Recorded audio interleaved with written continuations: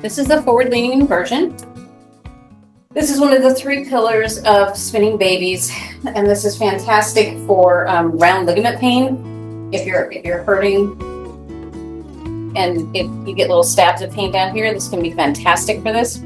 If you have a breech baby, it's suggested that you do this 7 to 14 times a day.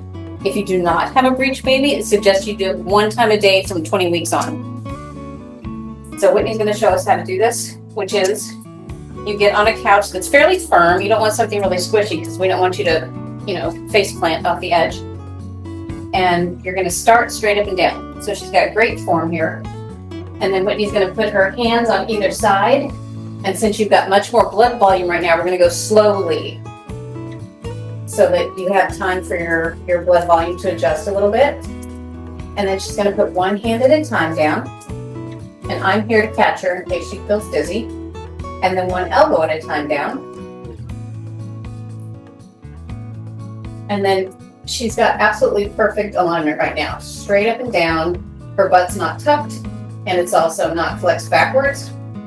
And she's just going to breathe here for about 3 breaths. You will get dizzy the first time you do this if you're pregnant because of your blood volume, but it tends to go away. You won't feel as dizzy the next couple times you do it. And then when you're ready to come out, you just come out backwards. You do one hand at a time.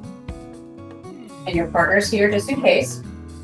And then your hands go back up here. And you can push your butt back further to get your center of gravity back.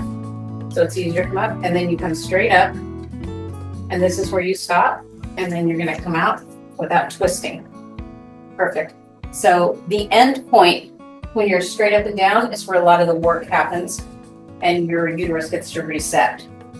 If your uterus just came straight out of your pelvic cavity and then it's going back in. Okay, so one more time. So one hand at a time, one elbow at a time,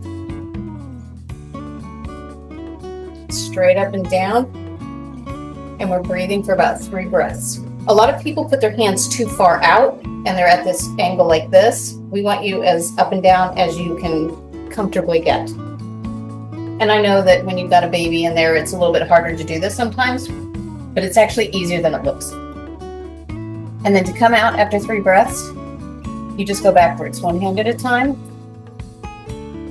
And then you put your hands on the side of the couch. And if you feel a little tippy, you can push your butt back to get your center of gravity back behind you, and then come straight up and wait here for a second. Sorry, wait here for just a second.